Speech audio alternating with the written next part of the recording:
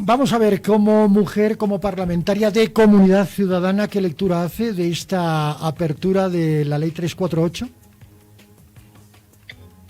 Bien, primero hay que tomar bastantes aspectos importantes frente a la polémica que se han realizado en los últimos días de la Ley 348. Yo creo que he escuchado bastantes declaraciones como la de la ministra Nadia y otros parlamentarios del Movimiento al Socialismo, pero lo que creo que principalmente para garantizar la objetividad y el cumplimiento pleno de la 348, el Estado en sí no ha dado las garantías en los mecanismos de aplicación y no ha permitido un acceso a la justicia digna.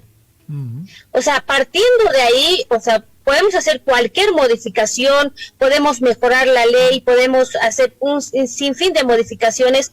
En realidad, Bolivia creo que es uno de los países que tiene la mayor cantidad de leyes perfectas, pero lamentablemente lo que falla son los mecanismos, primero acceso a la justicia, la independencia de la justicia y que el Estado garantice precisamente la aplicación correcta de la justicia. Hago un paréntesis y hago un ejemplo. Por ejemplo, el gobierno con pompas y sonajas mencionaba el SUS, la atención médica en todos los hospitales primarios.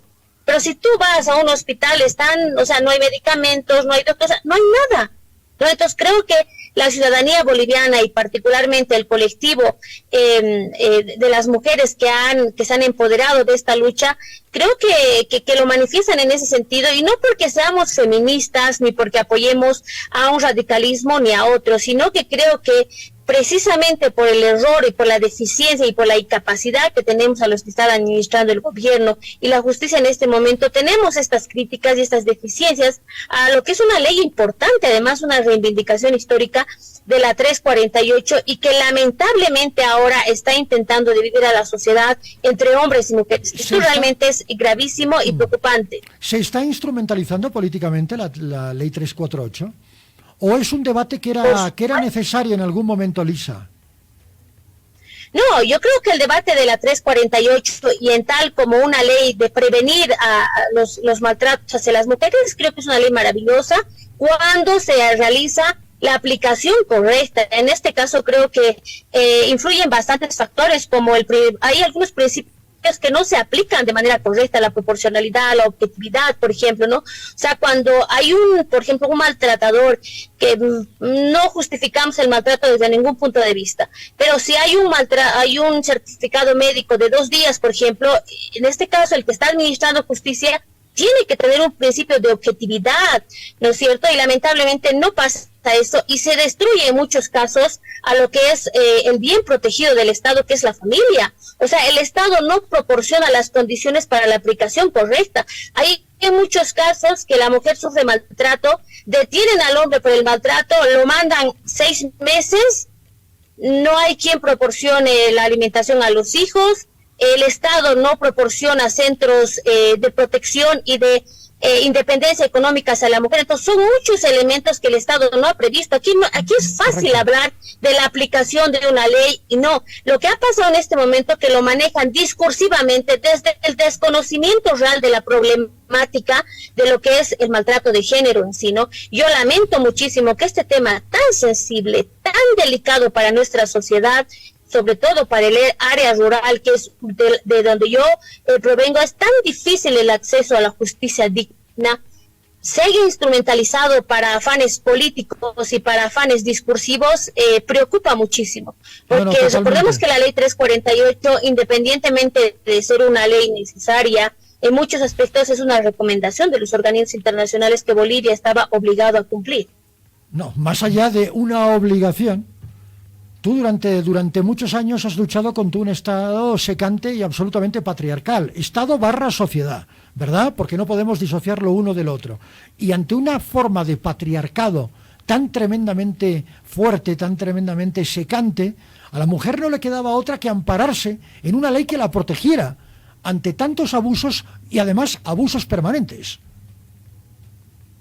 Por supuesto, por eso es todo lo que hace un momento mencionaba. Hay que también incluir estos aspectos que no se han tomado en cuenta históricamente de qué tipo de sociedad tenemos en Bolivia. Tenemos una sociedad machista, tenemos una sociedad patriarcal y tenemos la instrumentalización de las mujeres como tal. Correcto. O sea, hemos avanzado bastante, por ejemplo, en la ley de igualdad en cuanto de tener candidatas y candidatos hombres y mujeres. Paridad parlamentaria, sí.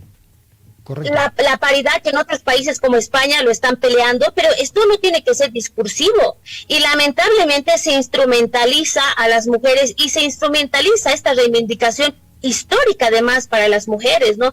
Entonces esto preocupa de sobremanera y nos llama poderosamente la atención que intenten hacer estos discursos que no acompañan a la realidad de Bolivia. Yo creo que los discursos políticos que se realizan en lo absoluto acompañan, porque escuchas discursos magníficos donde dice que el Estado, el gobierno te garantiza el acceso a la justicia. Discursivamente suena maravilloso, pero si tú tienes a una mujer realmente maltratada, que va a un SLIM, que necesita asistencia psicológica, que necesita al defensor del pueblo, que necesita un abogado gratuito, no lo tiene. No lo tiene. Entonces, en realidad, lo que falla en la ley 348 son los mecanismos y las garantías constitucionales que el Estado debería prever.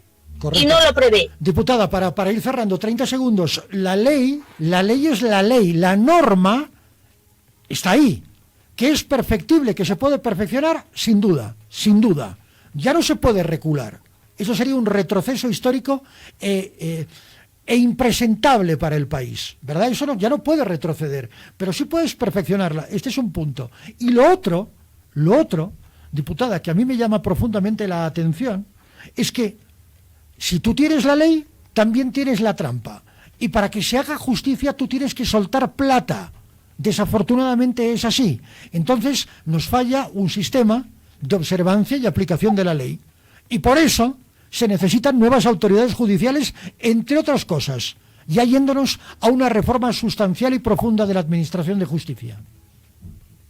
Lamentablemente también esta ley se ha utilizado para engrosar más las listas de corrupción. Tenemos corrupción en la policía, tenemos corrupción en los SLIMs, tenemos corrupción en la justicia, en la fiscalía. Entonces aquí no es que funcione el aparato judicial, en realidad lo que no funciona en Bolivia es la justicia. Correcto. Eso está mal, de más decirlo, ¿no? Entonces no tenemos justicia en Bolivia. En este momento la justicia, primero que se está ejerciendo de una manera ilegal, inconstitucional a través de unos magistrados autoprorrogados. Segundo, que no hay las garantías jurídicas para que las ciudadanas y los ciudadanos tengan un acceso digno a la justicia. Entonces, partiendo de aquí, no podemos hablar de una aplicación correcta de esta ley. O sea, esta ley en su esencia es, creo, un gran avance para la reivindicación del colectivo. Por supuesto, histórica.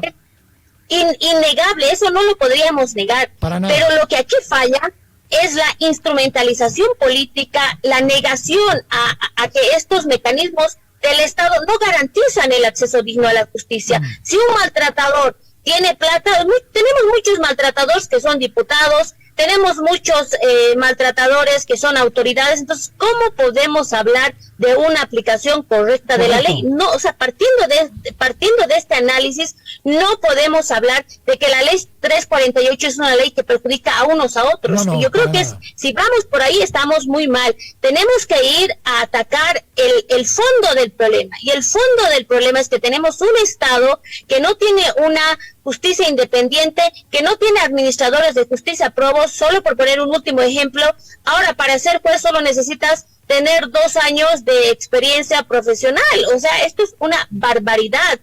Tenemos una justicia que está totalmente politizada, que responde a intereses político-partidarios y no responden a los intereses de una sociedad que merece, busca y necesita una justicia independiente.